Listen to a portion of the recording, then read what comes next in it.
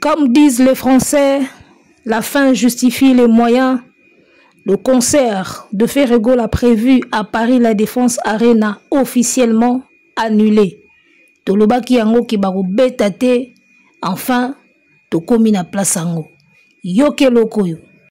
Papa, conseil il y a 2600 na ba chiffres ça la sous maintenu. 2600 va arrêter billetterie et ça sous maintenu ndeni. Mais c'est vous qui dites que non, ce qu'on dit c'est faux, concert et à Mobondo. C'est vrai, la salle en a marre parce que l'artiste n'est pas rentable, bon on va ça la perdre. Arrêtez la musique. Arrêtez. Katazoba. Big up la famille, Mbote, bonjour à toutes les personnes qui nous suivent en ce net moment. Nous savons que vous êtes nombreux devant vos écrans en train d'attendre cette émission. On est de retour avec ce nouveau numéro, Boalwood TV, meilleure chaîne du moment. Katazoba, la chronique Intello, meilleure chronique du moment. Eagle Woman, meilleure animatrice. On est toujours en place, jamais écarté, jamais dégagé. Jusqu'où l'on va emmener Caillou, nous on sera toujours là. Restons ensemble, il n'y aura pas de soucis.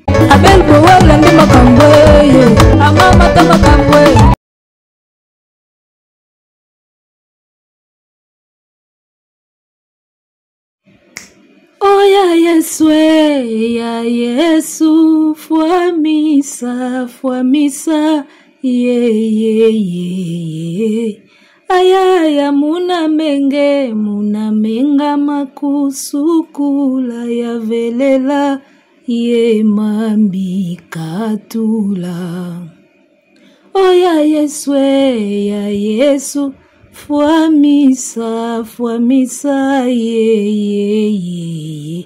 Embadia ya muna menga makusukula ya velela ye mambi katu. Baya ya muna menga makusukula ya velela ye mambi katula. Oh ya Yesu, fuamisa ya. Bato alto boyembananga, bata alto boche, bass boche, bata tenor boche, nga moko na lead. Toge. Oh ya Yesu, fuamisa ya. Ayaya muna menga maku. Bas bozo kanate, bas bo pesa bien. Muna menga makusukula ya velela ye mambi katula. Bravo Coral, bravo Bohembi bien. Bohembi bien la banda ku place Botalanga. Mesdames et messieurs, revenons maintenant aux choses sérieuses.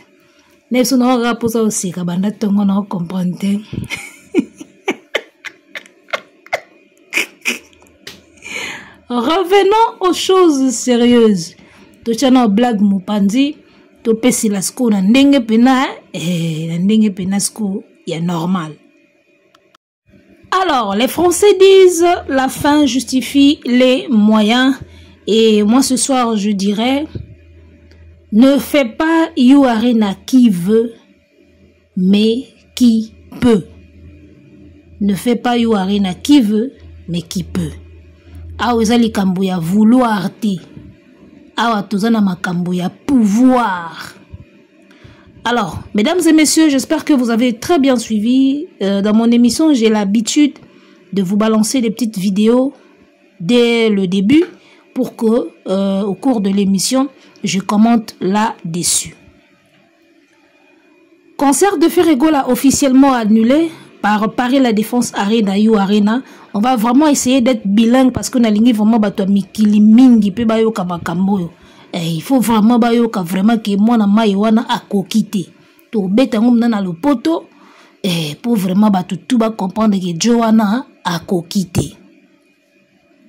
Comme vous le savez déjà, sur toutes les pages, c'est déjà répandu, l'info est déjà répandue. Le concert de Ferrego là qui était prévu au mois de mai en 2025 dans la grande salle Paris La Défense Arena qu'on appelle en bref IU Arena, qui fait plus de 40 000 places, eh bien ce concert-là est annulé. Il est annulé pourquoi? Parce que dès l'ouverture de la billetterie, l'artiste n'a vendu que 2500 billets. Raison pour laquelle on vous l'a mentionné sur la miniature, pour que ceci ne vous échappe même pas. L'artiste n'a vendu que 2500 billets. Une honte nationale, internationale. C'est une honte mondiale, je dirais même. Parce que lui, il a été toujours classé dans les catégories musique du monde. Hein? Alors que c'est fanatique. Et c'est Quado, le considérer comme mondialiste. Eh bien, Toede Bango, c'est une honte mondiale. Les gars, c'est une honte mondiale. Est-ce qu'il faut même parler de honte? Ou c'est de l'opprobre? Allez sur Google, tapez opprobre. Vous allez comprendre. Ça a dépassé même le niveau de la honte. Ça, c'est de l'opprobre, les gars. Le Congo est sali. Donc, jusque-là, finalement, au Congo, il n'y a que Fally Ipupa qui fait la fierté de ce pays-là. Suivi de Inosbi et ainsi de suite. Paris La Défense Arena, 40 000 places. L'artiste n'arrive à vendre que 2500 billets à l'ouverture. Le 5 septembre 2024, on a fait l'ouverture de la billetterie. Il n'a vendu que 2500. Les gars, quelle honte! Quelle honte! Quelle honte! C'est honteux. Les gars, banda musique et banda. Tout le monde a na vélo. Tout le monde a na kiti likolo bukani. Tout le monde a beta libaku akoi. Mais kokweya oyo musicalement, les gars, maman na soni ya rosakanati. Gaulois tambola tête baissée mikolo. Vous n'avez plus rien à dire face au Warrior. Inclinez-vous devant Fally Ipupa. Ferregola, incline-toi devant Fally Ipupa. Tu dois t'incliner devant Fally. Les Gola, vous devez marcher tête baissée. Ça, c'est de l'opprobre, je vous dis. Une honte depuis musique Nabiso et Banda. Musicien Oyayeko Pakola, Soni Ndenge ba Pakolaka. Couleur na mur, c'est lui. 2500 billets. D'accord? Sur 40 000 places. Tu es fou? Tu es fou? 2500 billets sur 40 000 places. Les gars, comment tu peux expliquer ça?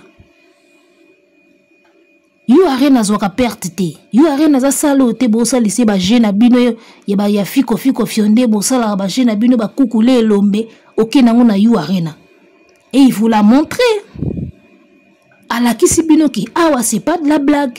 You arena à la Kisibinoki. Si vous êtes encore au niveau d'amateur là, si vous êtes encore au niveau na bino ya ba kukule lombe maboko salité ya bana mike, ba jeu manzanzama yoto, allez voir ailleurs. Pas chez moi. Pas chez moi. Moutamesana na ba chiffre, moutamesana na ba gros montant. A fongoli billetterie, à mon aoussa il est 2500. Mais le gars quand il a vu la billetterie, sûrement il a dit mais ça c'est quoi ça? J'imagine le gars. Tant à mon résultat à billetterie après ouverture il y a billet, j'imagine ce qu'il a pu se dire. Eh mais oh ça c'est un fou ou bien? Bani baya osakana nanga tondeni. Naebisayo Gaulois désormais marche tête baissée. Tambola Moutouna se Ferry doit s'incliner devant Fally Ipupa. Je vous l'avais bien dit que tango boko tcha date na you arena nde boko eba monene ya Fally.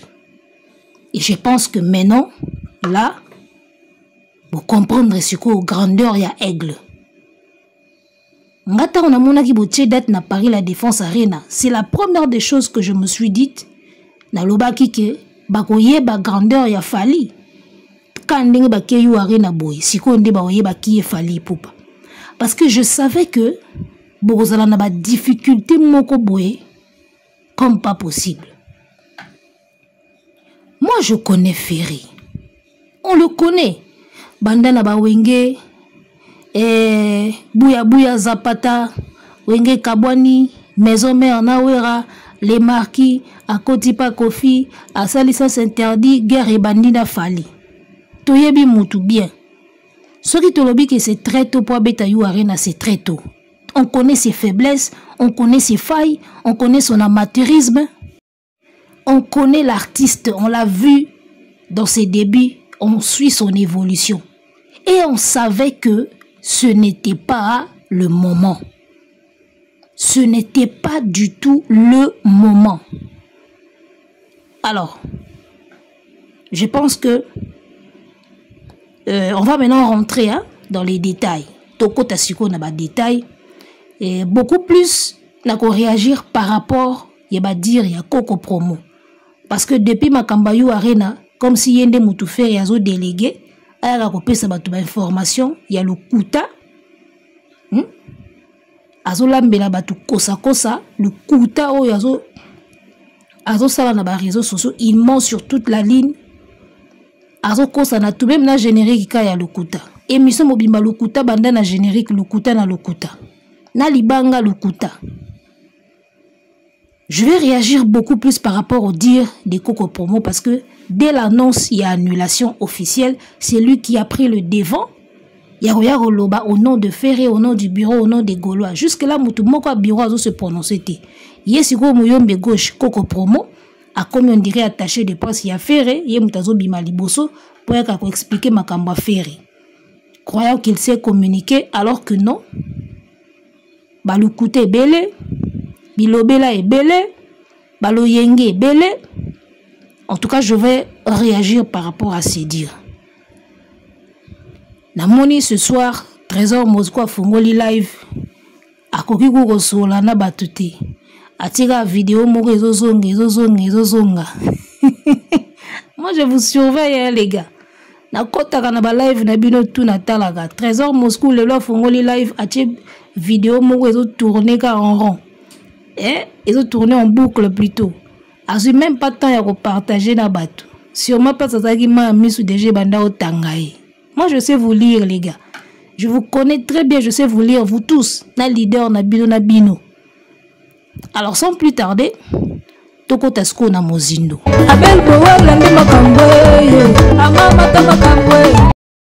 Je vais commencer par vous lire les indices. Oh là qui ça guide déjà qu'il y avait un danger, mais que beaucoup de Gaulois ignoraient. Parce que bango so ba koti na folie à comparaison na fali, babo ça n'a tout. Babo ça n'a pas paramètres et tout. Faire qui va faire la deuxième vidéo na Katia Mutuka à la Tilizopo. Acheter les billets, Golo acheter les billets to sala o bango baso kanisate. Azolo bana mongo se makasi. Bwebi vidéo wana. Na tala vidéo wana na chaîne na ye. Na récupérer on abi jo ana ba problème na You Arena. Cette façon de dire acheter les billets, on dirait ça juste sangomo wa mabe. Tolongwe wana. Aye ko la sortie médiatique mo na TikTok yambango ye mutaba live streaming aye ko bimambango na TikTok. Billetterie ndenge nini? Oh eza secret. Après eza secret oh billet za na belé.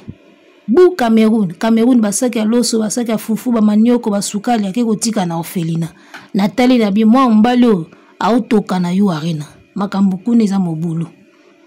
Il essaie de faire makambo mbango pas se rattraper. Tolongo wana coach Mathias ayeko sa l'émission moko billetterie à faire les autres clignoter rouge. Vous vous rappelez encore j'espère et clignoter rouge. Tout ça les émissions acti du net ya lambi banka balamba banka tente pour mon acti du net balamba bango. Alambi bango no rouge wana za nango mabete nanana soko sombi na panier nanana. Ils ont clignoté rouge. Et pas taillé qui a rouge, et pas battu à rouge, et pas naï rouge. C'était déjà des signes que ça ne va pas quelque part. Après avoir comme on a rouge, Marc Tabwa Bimi. Golo na yeb sabino boso ma billet sogité concerne bino ma vuidi. Marc Tabwa lobby le lobby si ta billetterie est bloqué. Donc, il y avait tous les indices où il déjà qu'il y a un danger. Alors, on a évité ce qui en ce moment-là, Golo, Bazarana, Misouté, Bazarana, Misouté. Alors, tout comme la situation, tu es comme on a lettre, Bimi, Jules Charapan, Nous avons le regret de vous annoncer l'annulation et le concert est annulé. Nanana, nanana. Nous attendons la date officielle. Basali ba live, basali ba émission, ba boyi yango na façon nyonso. Ka yeba koko promo na ba actu du net. Ba boyi yango na façon tout. Concert ekozala le 26. Na ye moko artiste a continuer à publier le 26. A continuer à publier le 26. Pendant que biso ba o toza na katité, tozo sentir déjà que ba solo ba danger comme ebeli. Bango moko à l'interne, concert eza le 26 mobondo. Ba tente pour moi ba live ka ko rassurer batou. OK. Lelo sikoyo le 22 novembre 2024 na ba midi to mona kaka boy affiche à faire na site elongwaka te elongwe.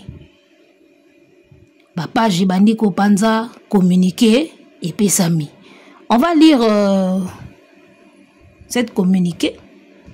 Tout en haut, depuis que aussi bon moni en haut, mais à ce que tout ça l'émission en tant que nous, biso pe faut tout en haut. Voilà, bah commis boye. Le concert de Ferregola du 26 avril 2025 est annulé. Voici le communiqué officiel de la production. Ouh, au beau musique.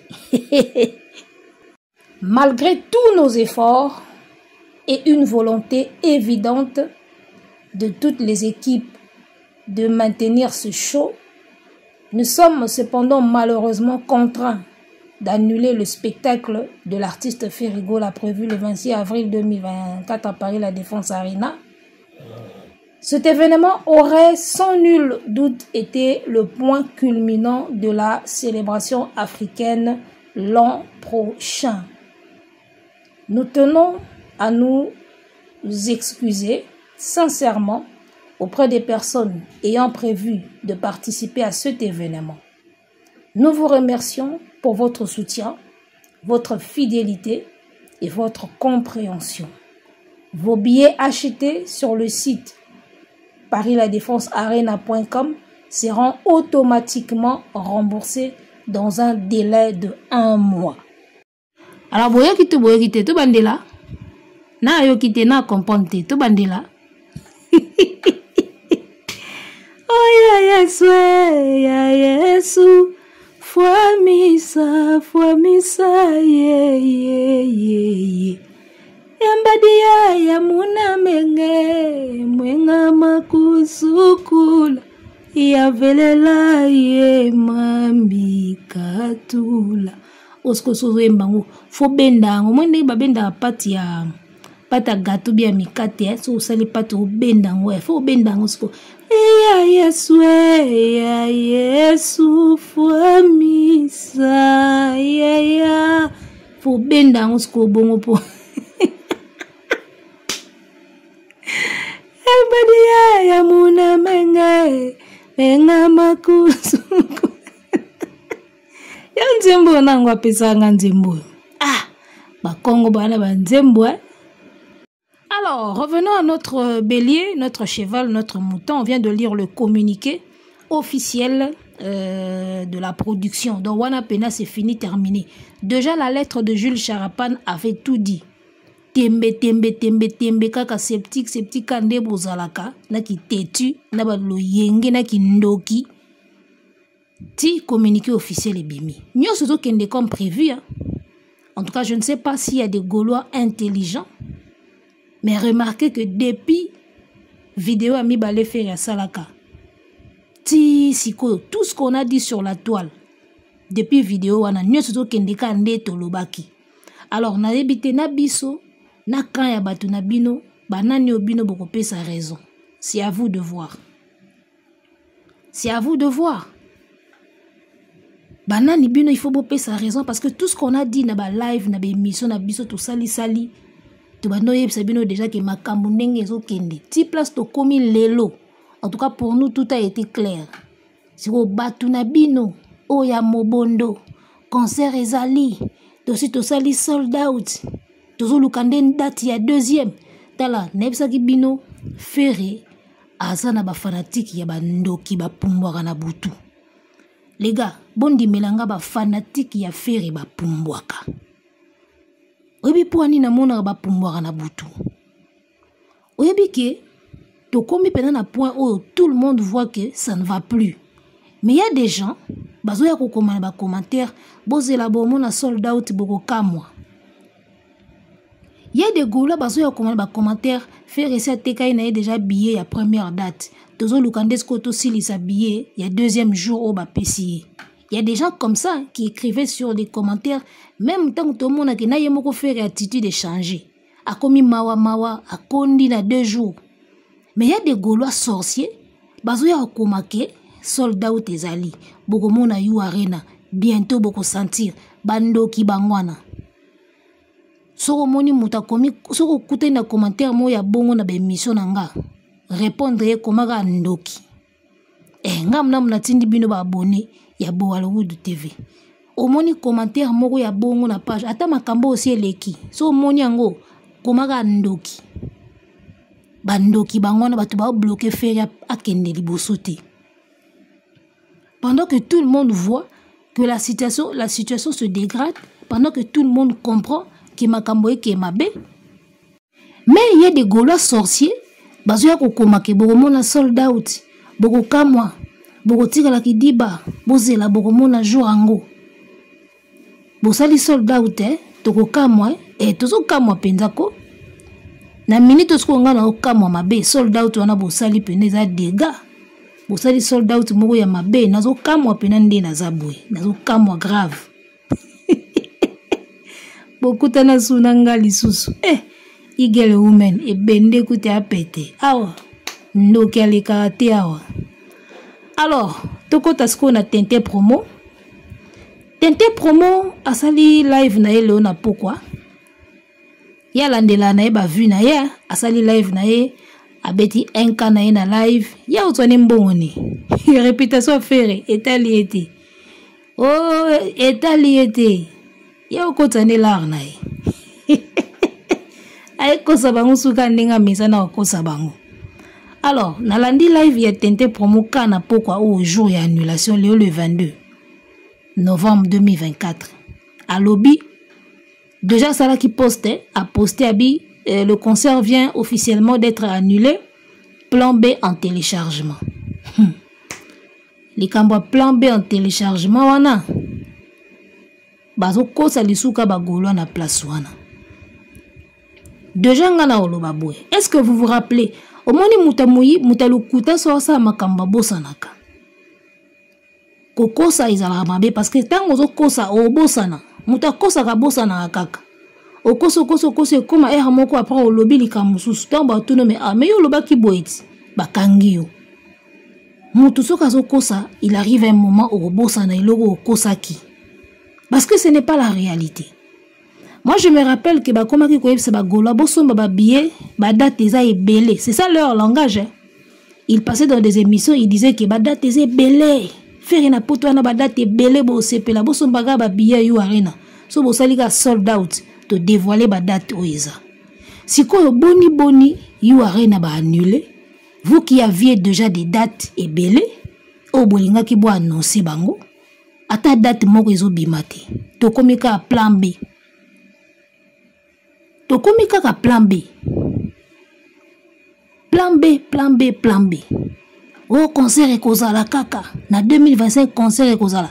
Bino bozala ki déjà na ba date. Loko la moko est tombé. Directement bo lancer mususu. Soki ezala ki déjà. Sikoyo, loko la mutalukuta bosa na makambusi alobaki. Ayeko loba na live na oh frère ne pouvait plus signer 2 contrats à la fois. Ndenga zaki diana one way a signé sous ce logo mususu et simbate il fallait à rompre na one way pour kindesko ko signer contrat mususu na producteur mususu baluka date mususu. C'est pourquoi vous avez dit que Frère Azaki déjà na ba date belé s'il ne peut pas signer plusieurs contrats au même moment que You Arena. Au moins de mutalukuta bosanaka. Biso bosanaka te. Donc Frère na batunaye mensonge na mensonge. Vous n'en sortirez pas, les gars. Pour s'en sortir, na bino na mensonge te. Biso to bano ya kaka ko dévoiler bino. S'il y aura des fanatiques qui vont continuer à vous aimer, ba olinga bino ka pona bolingo. Mais côté vérité, au moins ils sauront que vous n'êtes pas clair. Et ça c'est mon combat. Mon combat est à BAC, brigade anti-maquilloniste. Vos fans continueront de vous aimer. Gola Baozaka, Gola ba changer té, mais au moins ils sauront que Boloba na bango vérité té. Faire ya kosaka. Batunaye ba kosaka. Ça c'est mon combat. Baye baka ke boko saka. C'est ça. On peut pas changer warrior en gaulois ou gaulois en warrior. Ba changer kate, mais ngana linginde boye baka ke batuana ba kosaka. Ba era bandombolino ba kosaka koko pour moi kosaka yemoko leader a kosaka. Bango tout ba kosaka. Pour pas meka coexister devant Fali. Il faut ba kosa. Quand vous mentez comme ça, vous pensez mentir à qui? Bino bokansi boko kosangai. Golo tabo sangani ville mobimba na fere nga boko kosangate. Impossible. Et puis le lopo kosa mutu no baza illettré. Ebo se servir na téléphone te. Nde boko si. Boko kosa ba intellectuel te. Et simbate. Encore moins bisso. Donc, retenez que Moutalukuta a toujours le loba qui avant. Après, il y a le belo mususu. On a des symptômes ya lukuta. Si réellement ils avaient des dates là, une date qui tombe parmi tant de dates, c'est rien. Directement, vous passez à autre chose. Mais là, on a l'impression qu'ils sont bloqués. Ils sont bloqués, il n'y a rien à tomber. Bah, ça bloqué ce qu'on a plan B. Forcément, il y aura un plan B. Forcément. Parce que l'artiste doit continuer de vivre. Il doit continuer de faire ses preuves. Il y aura forcément un plan B. Mais on a l'impression que vous êtes bloqué. Alors que la date est déjà ébellée. Fali Poupa avait beaucoup de dates. Hein. Quand 2 dates sont tombées, très rapidement, il est passé à d'autres dates qui étaient restées. Hein. Si vous aviez vraiment des dates, bien là, vous avez dès que you arena tombe, directement vous passez à une autre date. C'est que point ni bois bloqué. Point ni bois le plan B RO. Au moins le kuta. Yango to suki boy. Mambango suka ka boy. Tembe suka ka na ofukama. Frère doit s'agenouiller devant Fali désormais. Grèce peine à Fali Poupa. Paris la Défense Arena. D'accord, le 25 novembre 2023. Dans 3 jours, on va toujours fêter 1 an à You Arena ya Fali. Boko lele. Et tombé bien. Faire échouer 1 an à la mort à You Arena ya Fali. Champagne yele keye zongi.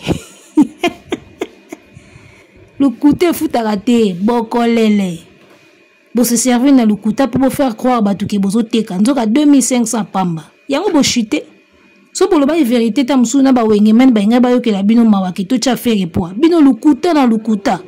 Bo bimsa faire ka neteza niveau mo na Fali. You arena lobi biso ba kamboana awate. Lungwa. Allez lungwa. Alors, tout ça moi pose na bila non moi gorgé moko. Pendant que non sa émission na omela. Na omela te pona bango mais na omela nanga kaka. Po mikolo comme ça fungulika moi champagne na yo ozo sepela échec ya You Arena.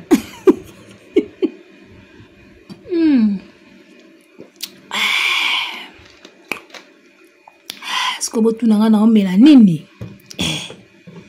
Na omela nini? Mikolo comme ça so fungulika moi bouteille na yo ozo fêter échec ya You Arena. Ah, to mela lisu te ba tonton. To mela sou te vraiment. Sayo photo à You Arena so bimisa onka na miso a ferry ba maître ba ko tombolo ba bambi on a site photo à You Arena comme ndie et nde to ba miketa to nde to banda obanga ba to ba mikende to banda obanga ba bloga obangisa photo à You Arena comme obangisa ferry so amoni ka photo à You Arena abo piquer Christ ba yini photo wana mabe na logo You Arena esa logo be kaya mbisi wana ba yini yango mabe so a Monica logo wana épilepsie crise boto pele mai koko promo na live asali na poka zo ba moral affaire eza bien so na ebisi bino ke na minute offert egola so passer la plus belle soirée ya vie na ye yo okosa nani yo mutama ndefa pembe yo kanza pena yo okosa bato Moral nani eza bien héros. Moral ya fwenge eza bien, moral ya fwenge eza bien. Moral nini eza bien héros. Izo sakana uti date na salle logo yu arena place fali alekaki. Okoki te sikoyo. Moral eza bien. Akosala semblant akosekana bana na mwasi ya meli mweloko. Mais air ya conscience ezaka butu. Obi la nuit porte conseil. Conscience ya kana butu. Batu tu bayaka na journée conscience ya kana butu. Na journée lo tokwaye meli obosani. Whisky aye. Vous comprenez? Diambe ye. Ba master baye bosoli boseki. Bana baye. Chérie aye moi bisou obosani. Mais conscience ya kaso batu tu bakei. Omoni conscience ya bongo. Mutu mabe conscience. Bosa yaki confiance te. Confiance ya kaso batu tu bakei. Ba master bakei, ba petit bitinda bakei, ba kwado bakei. Otika la sko yo moko conscience ko ayaka wana. Wana bengo suna mungongo ase feri. Baby koko kite. Fali alikiwa. Ta fali ninga beta ki yango dada. Maître Gims kuta reporter mais fali abeti un coup une flamme. O mona teki okoka no fali te. Tika na yo wana conscience. Mona mabe. Bosala conscience confiance te. Conscience bosa ke confiance te. Fo mutu aya ka so batutu baki. Ba live esili, ba kangi ba téléphone, ba kangi ba ordinateur, ba ke bandaku erotika la yo moko conscience siko aye. Abi père. Ebi ke yo pe no sali Sonia. Ti na Côte d'Ivoire ba oyeba makambo yo Obando se défendre ndeni na ba émission tango ke na Côte d'Ivoire ba yambi une émission. Encore Joanna émission Côte d'Ivoire azaka na ba question. Era otuna osiko o se défendre ndeni. Wana conscience. Koko promo moral à faire eza bien yo. Oko sa banani. Alors, le long nabaki na réagir ka par rapport à Koko promo parce que yende fait mutatie liboso pa communiquer yende sko tozwai. Koko promo a lobby eloko moko a lobby bokanisa teke faire ndenga kokite boye qui a aucune compétence en bêta yu arenati. Mais déjà le fait d'annuler, le fait de vendre 2500 est prouvé suffisamment qu'il est incapable. Il y a bêta na yu arena. Il y a une phrase mora lobby wana lobby musique na biso ndenge kendaka soki déjà adversaire a commis place wana forcément ennemi na soki pe adversaire na mususu fa koma. Donc azongeli ka phrase au marque tabo lobaki que place tout fallait rotondisa na poto faire et pas rotondisa. Donc d'après ye bien que boteki 2500 bien que ba annulé mais d'après ye faire azaka capable ya obeta yo arena na ebisio kozala golo eza koteka cerveau ozwi yango beta yango na fela ozwi cerveau beti na fela ozwi babor eza na fela ochina mutu ça c'est être gaulois totalement ça. Ba preuve ils ont prouvé que l'artiste a rentable té. Vidéo on a tia wa yo moko lobi na kati ya vidéo na live wana. Que yu arena amoni que l'artiste n'est pas rentable bango balinga a perte té au teki 2600 on peut pas maintenir le concert. Siko muto a lobi bongo na live, aye na live na ye. A lobi que oh non ne pensez pas que l'artiste n'est pas capable de faire yu arena. Parce que la musique na biso ekendaka soki déjà mon musicien moko komi wana adversaire na yepe fois koma mais koma c'est quoi comité ndeni a comité ndeni a koma to komi na annulation comment ndenge ni to komi na ba annulation na ba 2500 billets yo adversaire na yo falisi a koma ki déjà asali carton ba pesi plaque chaque fois yo arena republier akaye na page loko la falisi a koma ki bokoma bo annuler pona nini ba annuler pona nini boteki 2500 pona nini soki na musique na biso place nyoso musicien ko koma adversaire na yepe fois koma bo beta. Alors moi je comprends que tellement bazwa bongo ba kotisa na fela bazui matière ya fela batie na bongo il continue toujours à croire que Ferry va faire You Arena. Les gars, je mettrai ma main à couper. Ferry ne fera pas You Arena. Ni aujourd'hui, ni l'année prochaine, ni en 2026. Jamais en 2024, 2025, jamais, ni en 2026, ni 2027.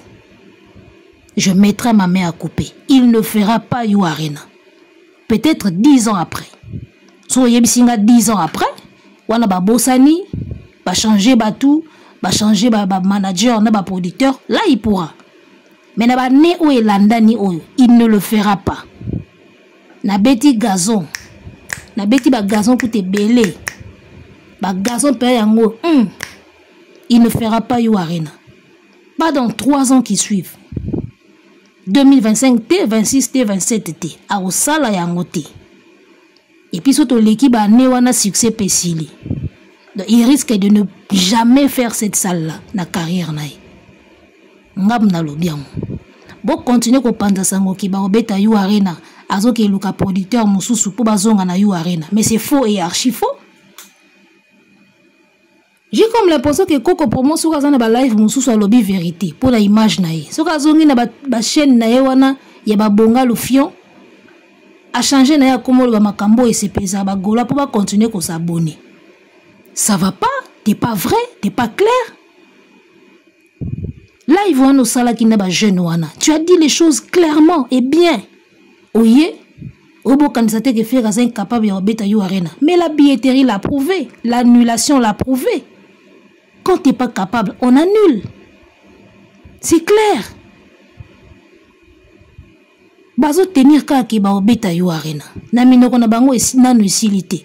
Ba obeta ka You Arena. Nous on sait que bobeta ngote. De la même manière, on savait que concert wana ba ko annuler, lelo tozana annulation. De la même manière, on sait qu'il ne fera pas ça. Boluka sal mususu, boluka producteur mususu, boluka makam mususu. Il ne fera pas You Arena.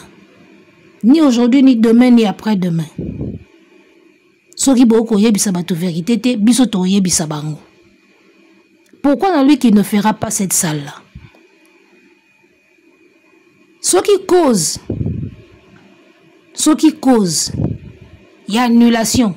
Et ça là qui soit malade. Ou artiste a boukani likolo. Neti waze quoi. Ou artiste a eu santé, moboulou est dérangé. Ou ça les eu problèmes moroboye. A kokai kozonga. Mais annulation oyo, eza ki okoki kote kate. Même si on changeait 10 producteurs aux zonga kunati. En tout cas, les lotis.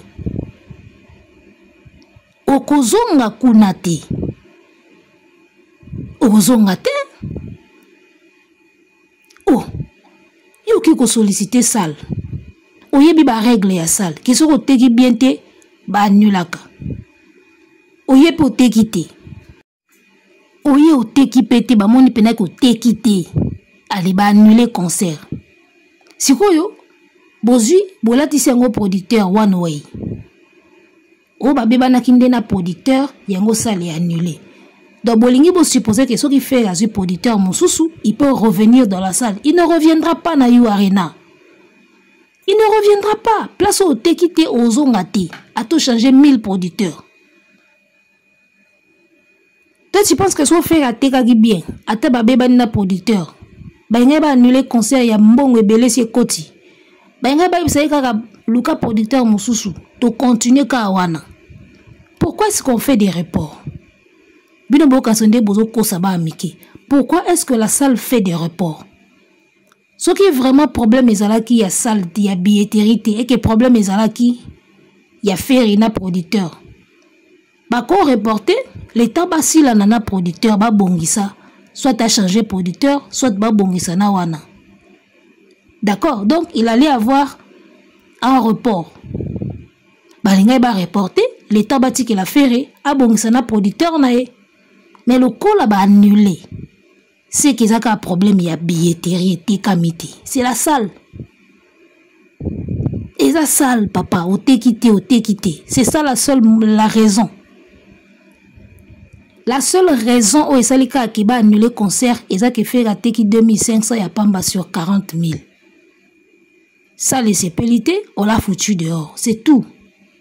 Ata changer producteur à Ozonga You Arena.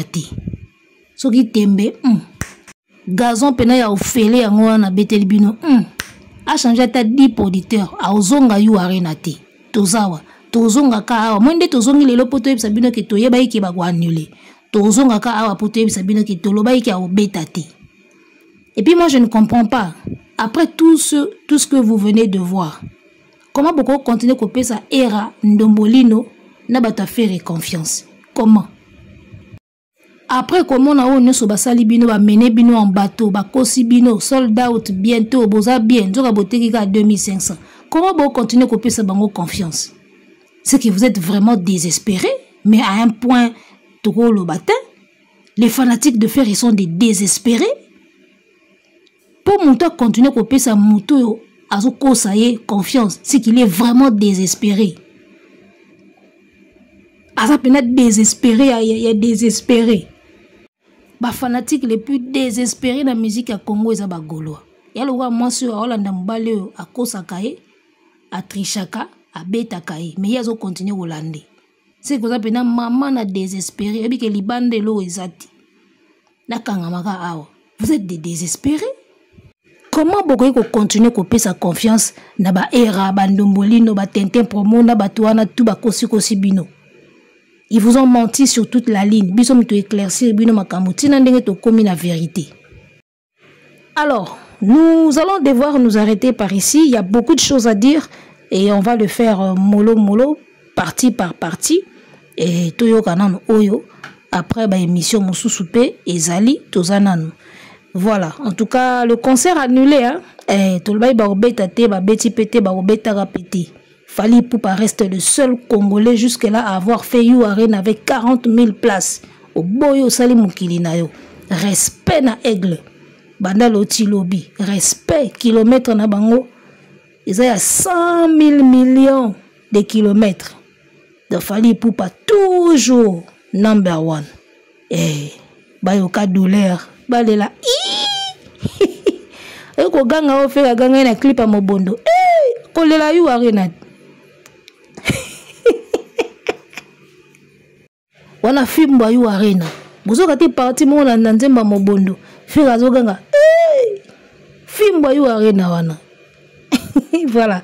D'ici là, portez-vous bien. On se capte très prochainement pour d'autres analyses.